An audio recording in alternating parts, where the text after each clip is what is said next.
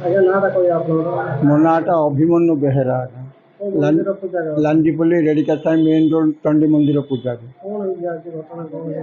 ଆଜ୍ଞା କାଲି ରାତିରେ 9ଟା ବେଳକୁ ଚାବି ପକେଇକିରି ଗଲୁ, ଆଉ ସକାଳେ 5ଟା 15କୁ ଆସିଲା ବେଳକୁ ଚାବିଟା ଭଙ୍ଗା ହେଇଛି। ଚାବିଟା ଭଙ୍ଗା ହେଇଯିବାରୁ ଆମର କମିଟି ଭାଇମାନଙ୍କୁ ଜଣେଇକି ଆସିବାରୁ ସେମାନେ ଆସିଲେ, ଯାଇକରି ଥାନାରେ ଜଣେଇବାରୁ ଥାନା ବାବୁ ଆସିକି ସବୁ ଇନକ୍ୱାରି କରିକିରି ଗଲେ। ତାପରେ କହିଲେ ଯେ ତୁମେ ମନ୍ଦିର ଖୋଲୁନ, ଆମର ଷ୍ଟାଫ୍ ଆସିବେ, ଆସିଲା ପରେ ତ ମନ୍ଦିର ଖୋଲିବ। ତାପରେ ଷ୍ଟାଫ୍ ଆସିକି ଆଉଥରେ ଇନକ୍ୱାରି କଲାକୁ ହୁଣ୍ଡି କରି ସେ କଦଳୀ ଗଛ ମୂଳରେ ପକାଇଛନ୍ତି।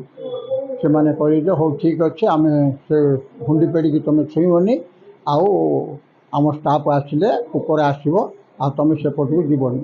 ଆମେ ସେପଟୁ ଗଲୁନୁ, ଆଉ ମନ୍ଦିର ଖୋଲ ବୋଲିକିରି ପୂଜା କର ବୋଲିକିରି କହିଲେ, ମାଆଙ୍କର ନୀତି ନିୟମ କରୁଛୁ। ଆଉ ହୁଣ୍ଡିରେ କେତେ ଟଙ୍କା ଥିବ? ହୁଣ୍ଡିରେ ଆଜ୍ଞା ଦୁଇ ବର୍ଷ ହେଲା ଖୋଲା ହେଇନି, 30-40 ହଜାର ଥିବ ଆଜ୍ଞା ଅନୁମାନ କରାହେଉଛି। ପୋଲିସ ଆସିଥିଲା? ହଁ ଆସିଥିଲା ଆଜ୍ଞା, ଇନକ୍ୱାରି କରିକି ଯାଇଛନ୍ତି।